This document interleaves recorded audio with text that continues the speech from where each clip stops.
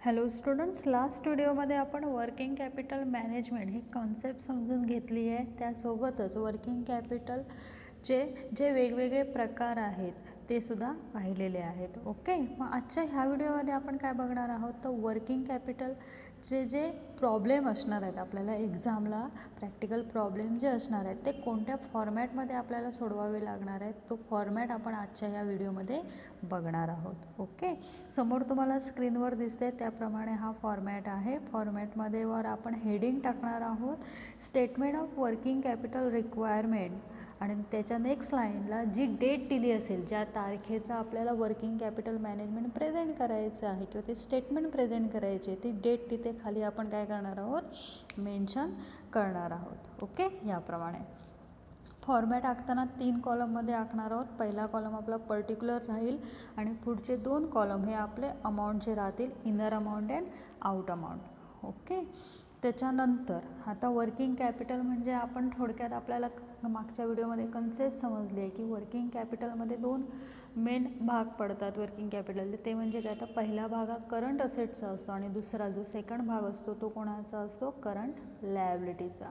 मग current असेटमधनं current liability minus केल्यानंतर जी शिल्लक अमाऊंट राहते त्याला आपण काय म्हणून ट्रीट करतो, ॲज अ वर्किंग कॅपिटल.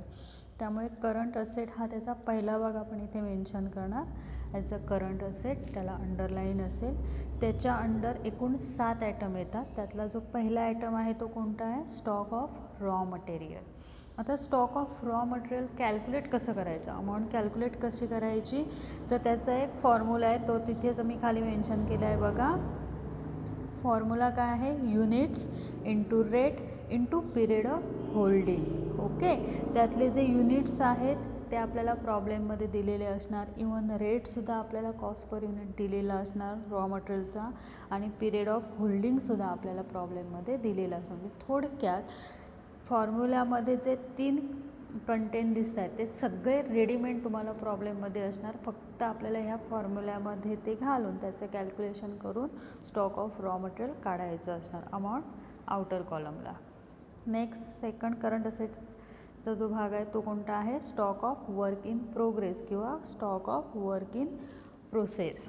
त्याच्या अंडर 3 भाग येतात. पहिलं रॉ मटेरियल, सूत्र काय आहे बघा, unit into rate into processing period. ज्यावेळी स्टॉक ऑफ रॉ मटेरियल आपण कॅल्क्युलेट करतो त्यावेळी पिरियड ऑफ होल्डिंग असतं, आणि ज्यावेळी वर्क इन प्रोग्रेस किंवा वर्क इन प्रोसेसचं कॅल्क्युलेशन करतो त्यावेळी काय असणार, प्रोसेसिंग पिरियड.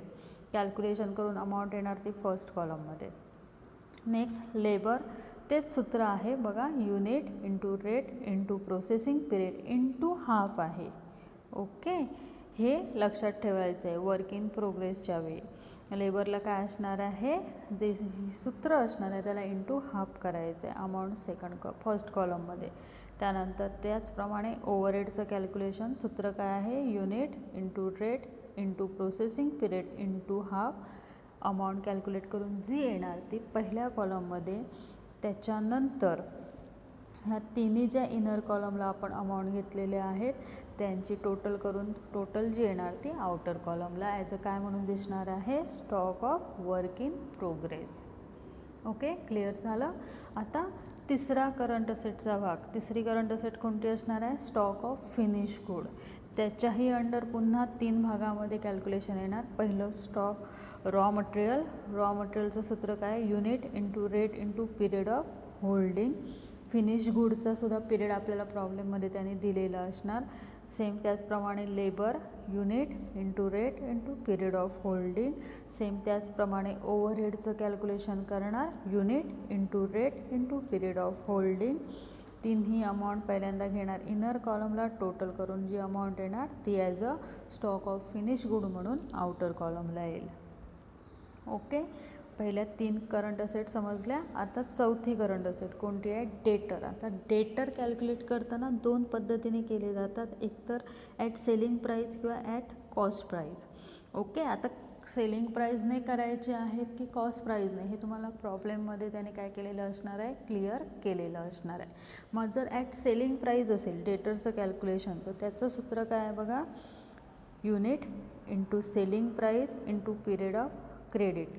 कॅल्क्युलेशन करून जी अमाऊंट येणार ती डायरेक्टली आपण कुठे घेऊ शकतो, आउटर कॉलमला. हे झालं डेटर ॲट सेलिंग प्राईस असेल तर. ओके. आणि तेच डेटर्स जर ॲट कॉस्ट सांगितलं असतील तर त्याचं सूत्र काय आहे बघा. डेटर ॲट कॉस्ट सांगितलं तर 3 भागामध्ये त्याचं कॅल्क्युलेशन असणार आहे. पहिलं असणार रॉ मटेरियल, त्यावेळी सूत्र काय असणार बघा, युनिट इंटू रेट. रेट हा रॉ मटेरियलचा जो असणार तो घ्यायचा आणि into period of credit, amount inner कॉलमला. सेम त्याचप्रमाणे labour, unit into rate into period of credit, amount first कॉलममध्ये. सेम तसंच overhead, unit into rate into period of credit, amount first कॉलममध्ये. तिन्ही अमाऊंटची टोटल करायची, आउटरला लिहायची. ते काय असणार तुमचे डेटर ॲट कॉस्ट. लक्षात आलं आहे. म्हणजे डेटर हे तुम्हाला 2 पद्धतीने कॅल्क्युलेट करता येतात, ॲट सेलिंग प्राईस किंवा ॲट कॉस्ट. कशा पद्धतीने ते कॅल्क्युलेट करायचं हे तुम्हाला प्रॉब्लेममध्ये त्याने क्लिअर केलेलं असणार आहे. ओके. आता 5वी करंट असेटचा आयटम किंवा 5व्या करंट असेट कोणती असणार आहे तर प्रीपेड एक्सपेन्सेस. याचासुद्धा फॉर्म्युला आहे, काय आहे, unit into rate into prepayment period. Okay. Amount directly outer कॉलमला. 6वा आयटम कोणता आहे, ॲडव्हान्स टू सप्लायर. डायरेक्टली तुम्हाला फिगर प्रॉब्लेममध्ये दिलेली असणार. सेम त्याचप्रमाणे कॅश अँड बँक बॅलन्स, ते सुद्धा तुम्हाला मोस्टली काय असतं प्रॉब्लेममध्ये डायरेक्टली दिलेलं असतं.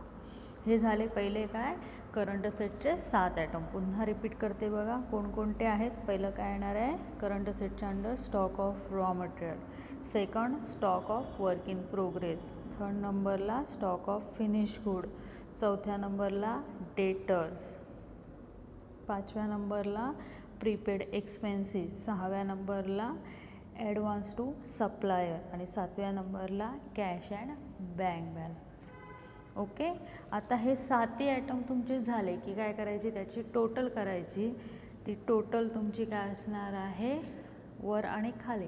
त्या अमाऊंटच्या वरच्या आणि खालच्या लाईनला आपण अंडरलाईन करून घेणार, कारण ही आपली कोणती टोटल आहे तर पहिल्या भागाची, म्हणजे कोणाची तर टोटल करंट असेट आहे ती. ओके. म्हणजे करंट असेटची ती टोटल असणार. एक भाग संपला. आता वर्किंग कॅपिटलचा सेकंड भाग. करंट असेटनंतर आपण काय करतो, करंट असेटमधनं लेस करंट लायबिलिटी, ते आपण खाली मेन्शन करायचं पर्टिक्युलरमध्ये as a less current liability. त्याच्या अंडर पहिला आयटम येणार कोणता आहे, क्रेडिटर्स फॉर मटेरियल. आता ते कॅल्क्युलेट करायचं पण सूत्र तुमचं दिलेलं आहे बघा, unit into rate into period of credit, amount first कॉलममध्ये. सेकंड करंट लायबिलिटी कोणती आहे, लॅग इन पेमेंट. मग त्याच्या अंडर 2 आयटम असतात, वेजीस आणि ओव्हरहेड. काही वेळा दोन्ही देतात as a lag in payment म्हणून. लॅग इन पेमेंटचा अर्थ काय तर आउटस्टँडिंग. ओके. मग काही वेळा दोन्ही देतात, काही वेळा दोनापैकी एक आयटम देतात.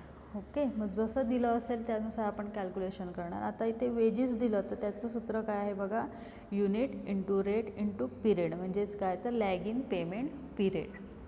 ओके. सेम तसंच overhead, unit into rate into period. Period म्हणजे काय तर lag in payment period. Outstanding किती कालावधीसाठी आहे तो पिरियड तुम्हाला तिथे प्रॉब्लेममध्ये दिलेला असणार. ओके. आणि शेवटचा आणि तिसरा करंट लायबिलिटीचा आयटम कोणता आहे तर ॲडव्हान्स फ्रॉम कस्टमर. डायरेक्टली प्रॉब्लेममध्ये अमाऊंट दिलेली असणार, ते आपण इथे घेणार. करंट लायबिलिटीच्या अंडर फक्त हे 3च आयटम येतात. तिघांची ही टोटल करायची, आउटर कॉलमला घ्यायचं as a total current liability म्हणून. इथे सेकंड भाग काय झाला आपला संपला वर्किंग कॅपिटल स्टेटमेंटचा. ओके. त्याच्यानंतर काय करायचं बघा, जे आपण करंट असेटची टोटल केली आहे त्यातून करंट लायबिलिटीची टोटल मायनस करायची. जी शिल्लक अमाऊंट राहणार त्याला आपण काय म्हणून ट्रीट करायचं, as a net current asset. Amount त्याची कोणत्या कॉलमला येणार आहे, आउटर कॉलमला. ओके. आणि आता त्यामध्ये ॲड मार्जिन ऑफ सेफ्टी. काही वेळा ही अमाऊंट तुम्हाला डायरेक्टली दिली जाते, काही वेळा हे काय करतात पर्सेंटेजमध्ये सांगतात की मार्जिन ऑफ सेफ्टी कॅल्क्युलेट करा, 10%, 20%, जसं काही सांगितलं असेल त्यानुसार आपण कॅल्क्युलेट करायचं.